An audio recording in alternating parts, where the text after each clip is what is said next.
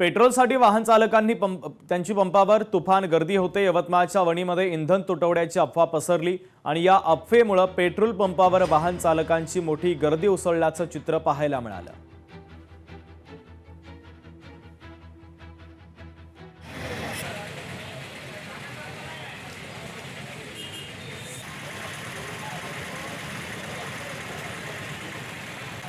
Customers से request है कि आप पैनिक बाइंग मत करिए। कोई भी पेट्रोल पंप पे पेट्रोल डीजल की एक्चुअल शॉर्टेज नहीं है, लेकिन आपके बहुत ज़्यादा फ्यूलिंग करने की वजह से कहीं कहीं पेट्रोल पंप ड्राई हो जाते हैं।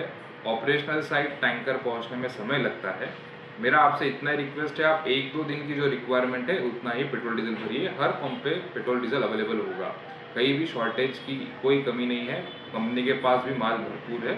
तो आप सबसे रिक्वेस्ट है, शांतता रखिए और अपना डेली जितना यूज है उतना ही फ्यूलिंग करिए।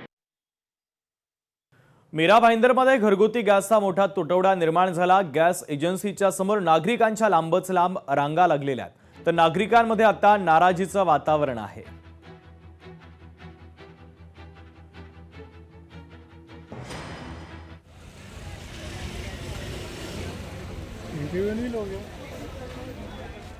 इन्क्वायरी के लिए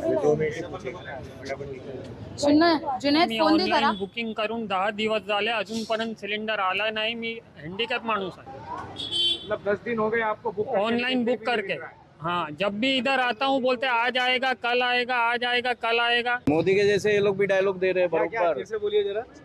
आ जाए, आएगा, टेंशन मत लो, आएगा। आएगा। हाँ, किसके जैसा आएगा? वही मोदी के जैसा आएगा जो आना रहेगा। ये सब सिखा दिए हैं, आएगा, टेंशन मत लो, सब आएगा, नो टेंशन।